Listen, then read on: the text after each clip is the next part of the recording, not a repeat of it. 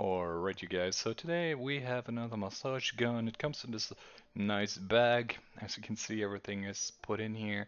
It's unfortunately not as many head pieces as I thought it would have, even though we have quite a couple in this little bag here.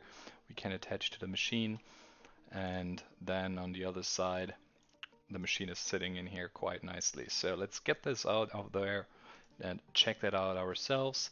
So this is a machine. On the bottom you can turn that on. You can in the back decide what kind of pieces you need and how much power you want. So let's do that really quick here and check it out.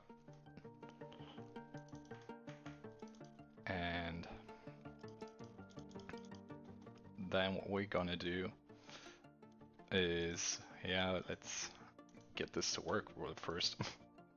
Okay, and there we go. And then you will add a headpiece in there, and it can start doing its thing just as normally you would with these massage guns. Pretty straightforward, to be honest. Nothing too special, nothing bad in particular. So yeah, that's basically what this is, and feel free to check that out yourself.